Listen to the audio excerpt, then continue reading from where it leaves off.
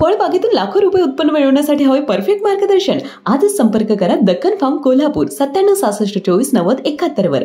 बावनकुळे साहेबांची माझी भेट झाली.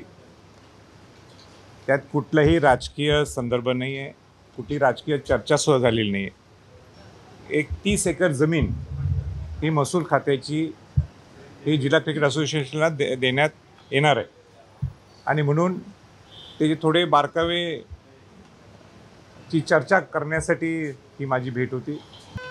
मुंबईच्या नंतर पुण्यात हे इंटरनॅशनल क्रिकेट स्टेडियम्स आहेत, विदर्भामध्ये नागपूरला आहे आणि जर कोल्हापूरसाठी जर इंटरनॅशनल स्टेडियम जर होऊ शकत असेल, प्रामुख्याने पश्चिम महाराष्ट्र आणि पूर्ण कोकण पट्ट्यातल्या लोकांना त्याचा फायदा होईल. नाही, वाघ्या कुत्र्याच्या बाबतीत मी सविस्तर सांगितलेलं आहे. कुठलाही इतिहास नसताना शिवाजी महाराजांच्या समाधीच्या बाजूला तो उभा केलेला दंतकथेतून निर्माण झालेलं ते पात्र आहे आणि माझी पहिल्या दिवशीपासून भूमिका आहे आणि ती राहिली आहे. ती कुत्रं तिथनं हटवायला पाहिजे.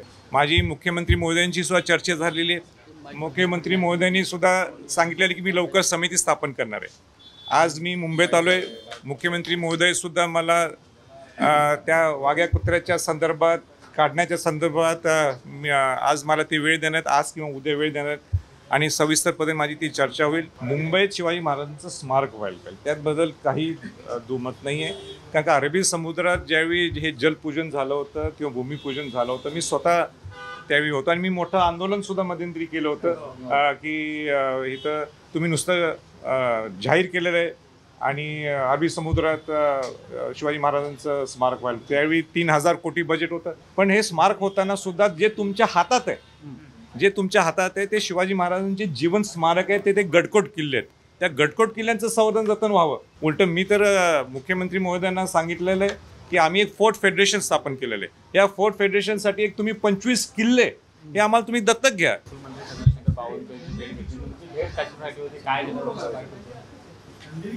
नामदार बावनकुळे साहेबांची माझी भेट झाली.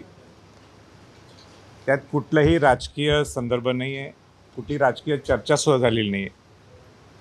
विषय इतकाच होता की कोल्हापूर जिल्हा क्रिकेट असोसिएशनचा अध्यक्ष मी आहे आणि जिल्हा क्रिकेट असोसिएशनच्या माध्यमातून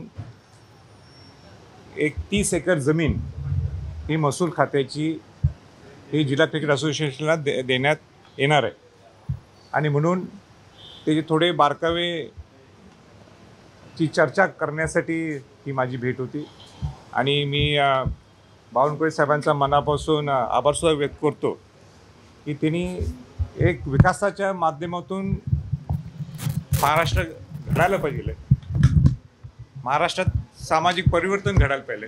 आणि मी त्यांना हा विषय सांगितला की मागच्याच गव्हर्नमेंटमध्ये कोल्हापूर जिल्हा क्रिकेट असोसिएशनला ही जागा ही मंजूर झाली होती आणि आता ही फाईल तुमच्याकडे आल्यामुळं तुम्ही ती त्याला आणि ग्रीन सिग्नल देऊन लवकरच्या लवकर आम्हाला हस्तांतर व्हावी.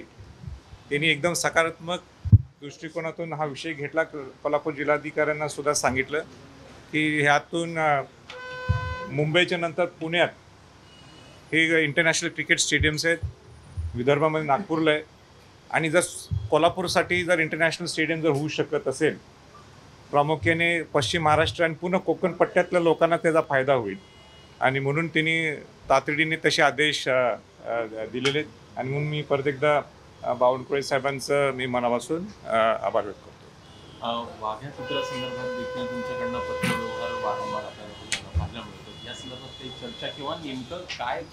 नाही, वाघ्या कुत्र्याच्या बाबतीत मी सविस्तर सांगितलेलं आहे. कुठलाही इतिहास नसताना शिवाजी महाराजांच्या समाधीच्या बाजूला तो उभा केलेला दंतकथेतून निर्माण झालेलं ते पात्र आहे आणि माझी पहिल्या दिवशीपासून भूमिका आहे आणि ती राहिली आहे. ती कुत्रं तिथनं हटवायला पाहिजे. तुकोजीराव होळकर महाराजांनी जे शिवाजी महाराजांच्या समाधीला मदत केली, त्या कुत्र्याच्या समाधीला मदत केली नाही. मग तुकोजीराव होळकर महाराजांचं नाव सोनेरी अक्षरात तिथं लिहायला पाहिजे. हे रायगड प्राधिकरणचे अध्यक्ष या नात्याने मी ती जबाबदारीसुद्धा घेतलेली आहे. माझी मुख्यमंत्री महोदयांची सुद्धा चर्चा झालेली आहे. मुख्यमंत्री महोदयांनी सुद्धा सांगितलेलं की मी लवकर समिती स्थापन करणार आहे. आज मी मुंबईत आलो आहे. मुख्यमंत्री महोदयसुद्धा मला त्या वाघ्या कुत्र्याच्या संदर्भात काढण्याच्या संदर्भात आज मला ती वेळ देण्यात, आज किंवा उद्या वेळ देण्यात आणि सविस्तरपणे माझी ती चर्चा होईल. अमित शाह गृहमंत्री हे येणार होते रायगडला, म्हणून मी विषय थोडा वेळ थांबवला होता आणि कुठलीही डेडलाईन आमची नाही आहे. पण दंतकथेतून तयार झालेलं कुत्रं हे तिथं शिवाजी महाराजांच्या समाधीच्या बाजूला राहणं हे चुकीचं आहे आणि म्हणून हा माझा तो प्रयत्न आहे आणि तो निश्चित सरकार त्याच्यात दखल घेईल ही मी अपेक्षा ठेवतो. सर, शिवस्मारक हे राजभवनाच्या जागेवर झालं पाहिजे अशी मागणी उदयनराजेंनी केली होती. आता त्याला उद्धव ठाकरे यांनी पाठिंबा दिलेला आहे. नाही, मुंबईत शिवाजी महाराजांचं स्मारक व्हायला पाहिजे, त्यातबद्दल काही दुमत नाही आहे. कारण का अरबी समुद्रात ज्यावेळी हे जलपूजन झालं होतं किंवा भूमिपूजन झालं होतं, मी स्वतः त्यावेळी होतो आणि मी मोठं आंदोलनसुद्धा मध्यंतरी केलं होतं की इथं तुम्ही नुसतं जाहीर केलेलं आहे आणि अरबी समुद्रात शिवाजी महाराजांचं स्मारक व्हायला. त्यावेळी 3,000 कोटी बजेट होतं, नंतर आता किती 30,000 कोटी झालं असेल. शक्य होऊ शकत नाही ते आणि म्हणून शिवाजी महाराजांचं स्मारक व्हायला पाहिजे. म्हणून कुठेही मुंबईत करा. मग जसं उदयनराजेंनी सांगितलं असेल किंवा उद्धव ठाकरे म्हणत असेल राज्यपाल काय राजभवनात व्हायला पाहिजे, काही नाही, कुठेही स्मारक व्हावं असं मी त्या मताचं आहे. पण हे स्मारक होताना सुद्धा जे तुमच्या हातात आहे ते शिवाजी महाराजांचे जीवन स्मारक आहे, ते गडकोट किल्ले आहेत. त्या गडकोट किल्ल्यांचं संवर्धन जतन व्हावं. आज जसं रायगड ही माझ्याकडे जबाबदारी आहे, रायगड किल्ल्याचं संवर्धन जतन चालू आहे. रायगड मॉडेलप्रमाणे इतर किल्ल्यांचं सुद्धा महाराष्ट्रात संवर्धन जतन व्हायला पाहिजे. उलटं मी तर मुख्यमंत्री महोदयांना सांगितलेलं आहे की आम्ही एक फोर्ट फेडरेशन स्थापन केलेलं आहे. या फोर्ट फेडरेशनसाठी एक तुम्ही 25 किल्ले हे आम्हाला तुम्ही दत्तक घ्या. आम्हाला 1 रुपया सरकारकडनं नको, आम्ही पैसे उभा करतो आणि जेणेकरून रायगड प्रमाणे आपण देशात राज्यातील 25 किल्ले हे फोर्ट फेडरेशनच्या माध्यमातून आपण संवर्धन जतन करू.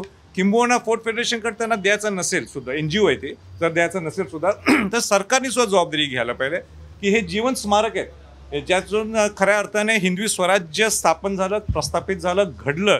आणि म्हणून शिवाजी महाराजांना खऱ्या अर्थाने आपण सगळ्यांची जबाबदारी आहे. राजकारणाच्या पलीकडचा हा विषय. जर आपल्याला खऱ्या अर्थाने जीवन स्मारक शिवाजी महाराजांची उभे करायचे असतील तर आपण प्रमुख गडकोट किल्ल्यांचं संवर्धन हे होणं गरजेचं. दख्खन फार्म तुम्हाला मिळवून देणार उच्च नफा आणि समृद्ध भविष्यातील शेती. फळबागेतून लाखो रुपये उत्पन्न मिळवण्यासाठी हवंय परफेक्ट मार्गदर्शन. दख्खन फार्मच्या कॉन्ट्रॅक्ट फार्मिंगच्या माध्यमातून तुमचं हे स्वप्न होईल साकार. आधुनिक शेती तंत्रज्ञान आणि तज्ञांच्या मार्गदर्शनाने आजच वळा आधुनिक शेतीकडे. आपल्या शेतीचे उत्पन्न वाढवा दख्खन फार्मच्या मदतीने. दख्खन फार्म, आपल्या फळबागेला उच्च नफा मिळवून देणारा परफेक्ट मार्ग. आज संपर्क करा दख्खन फार्म कोल्हापूर 97 66 24 90 71 वर आणि बना समृद्ध आधुनिक शेतकरी. तेव्हा अधिक माहितीसाठी दख्खन फार्मच्या सर्व सोशल मीडिया प्लॅटफॉर्मला आजच जॉईन व्हा. अशाच नवनवीन अपडेट्ससाठी डिजिटल कोल्हापूर चॅनेलला सबस्क्राईब करायला विसरू नका. आमच्या फेसबुक, इन्स्टालाही नक्की फॉलो करा.